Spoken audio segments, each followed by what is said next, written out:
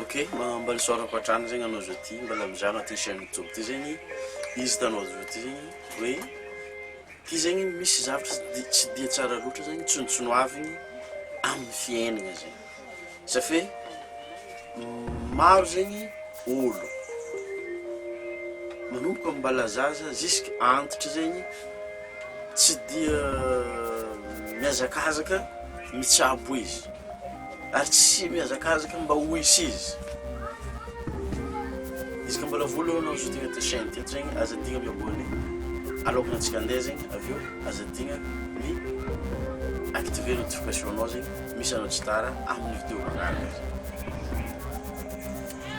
ke karaha ty zegny izy i raha zay zegny ny sary sary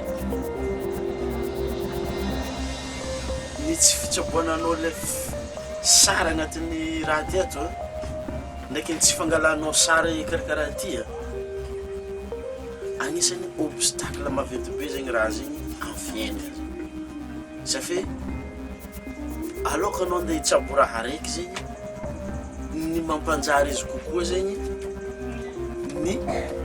fangalanao le sary anjaigny azonao koranantsika eto fangalanao le sary anjaigny zay zegny navianatsika isany dia teky mivolagna hoe imagineboka anao zao karaha zegny safe le imagination io zegny fa fieritreretina le zavatra à l'avance na hoe amin'ny place araiky ny fitsitsaboananao i raha zay zegny obstacle anao maventy be amin'ny fiainana safe imagineboka za zao ty zegny aloka andeha nagnano vidéo ty aminao zao ty zegny tsy maintsy nieritreretako zegny izy zay zegny le power of thought nieritreretiko maloha izy aveo azaveko aminao zao ty azonao le koragna ohatra anao zao ty zegny andeha mitoeragna raiky izy ka anao zao ty zegny amazenga andeha tamatavy na soit anao zao ty zegny avadiago andeha atileara tsy maintsy zegny anao nieritreritry na anao amin'ny toeragna misy anao io na anao amin'ny lalagna andeha amin'ny tany andehananao zegny na anao amin'le raha raiky andeha hitsabo ny fivirimiragnany zegny agnatin'ny saigninao ato zegny agnatanteraka izy ho tsaratsara kokoa izy ino man nagnanaovako vidéo ty zegny antony nagnanaovako vidéo ty zegny izy koa anao zegny nizaha amin'ny profil amin'ny YouTube ty ato zegny développer ton esprit et ino izy io karaha anao fanza